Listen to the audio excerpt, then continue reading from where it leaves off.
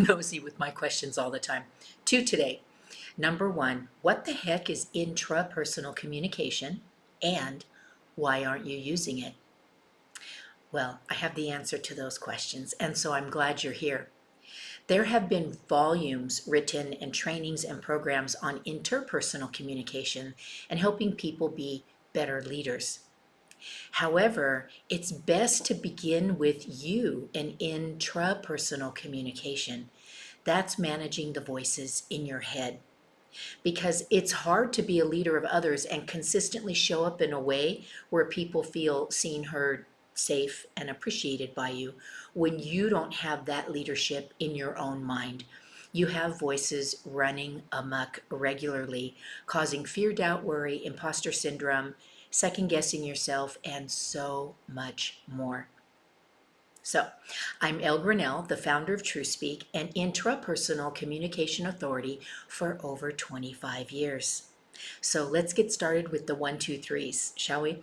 Because you know I like to give you the baby steps to start affecting the change that you're looking for rapidly and properly. Okay, number one, understand which voice is speaking in your head. Okay, so this is kind of a layering. It's number one, but there's three parts. We have our true source. We have that benevolent, loving, and kind leadership voice that always knows what's best for us, has our best interest in its hands at all times, and guides us gently, lovingly, regularly, without fail. It's always there for us. Second, we have the ego. The ego is our accumulation of our life experiences that makes sense out of everything and helps guide us to do things in a way that the ego believes is best for us. The trouble begins when the ego thinks it's your true source, when it thinks it's your your God light, your benevolent leader.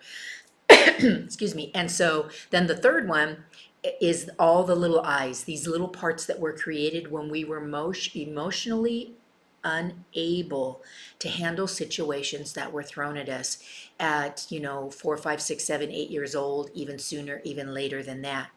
And now, as adults, we are able to handle these situations, but these little voices still try to protect us and save us from having things like that happen to us again. They don't realize that it's 2024 or more and that we are capable.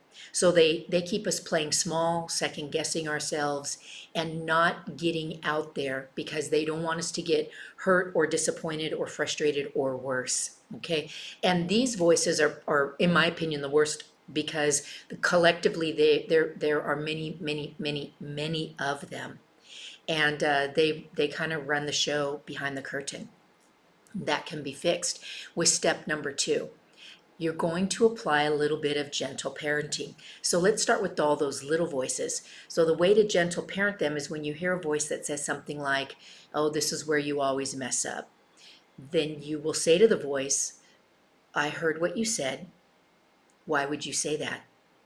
And so you challenge the voice to kind of defend itself, so to speak, and then it'll start to go, well, because, and then you'll be able to know, oh, maybe what year that was, right, and how antiquated that thinking is.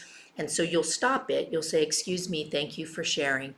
And did you know that I'm now X amount of years old and I'm capable of handling this situation? Trust me. Allow me to do this. So you can either leave now because you've told me what I need to know, or you can stay and watch how well I handle these situations so you can have faith and trust. So there's a lot of information on gentle parenting, even if you don't have children or grandkids or anything where you're needing to use these skills. Use them on yourself and those little voices in your head. Everybody will be better for it. And it's a really good journey. And you can use those gentle parenting skills on anybody. They call them parenting, but it really, really, in a nutshell, gentle parenting is just, can you talk nice to people? Can you play nice? Okay, but I digress. Then the next thing, or level three, the third one is, this is really important and probably the most challenging, is to create boundaries. Use some tough love with these voices. So I've had voices come out sometimes when I do the work that I do on myself.